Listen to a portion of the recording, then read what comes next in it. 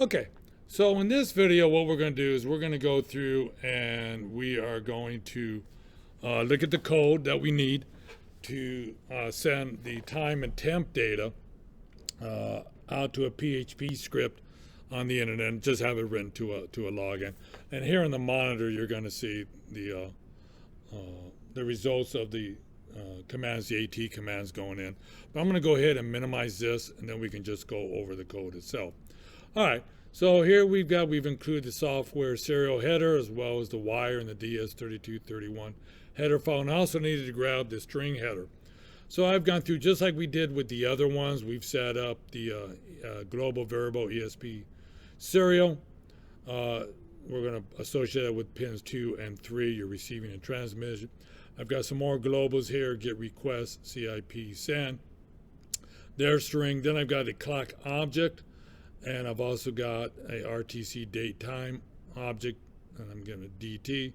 And then we got a string timestamp and a string for the temp. We go through our setup. We're going to begin. We're going to set up our communications, serial monitor, and also the ESPN serial, and actually the serial software serial and the ESPN. I want to say ESPN, the ESP serial. Then we send our commands, data commands to get it going. We're going to loop. We're going to go through here, and just as we did before, we're going to get the date time. We've got a UR encode that. You can't send any spaces in a GET request, so we replace a space with the UR encode symbol with is a % sign and 20. Then we're going to trim anything there at the end. Now we're going to read the temperature. We're going to do a send GET request, but after that we're going to reinitialize, and we're going to wait 5 seconds each time here just to give everything a chance to kick in. The send data, we've already seen that. Here's our send GET request, and you can see my GET request string that I'm setting up here. I'm grabbing the timestamp and the temp here. I'm going to send my CIP send command. I'm going to get the length so I know how many bytes I'm sending. And then I'm just going to go ahead and send it out. And let's go ahead and take a look at the serial monitor.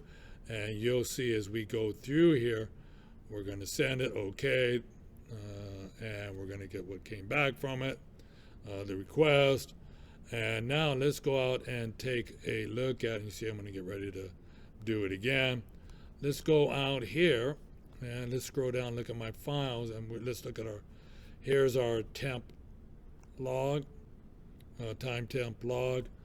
And if I refresh right now, it's at 96 bytes. If I go back in, we should have it bigger than that.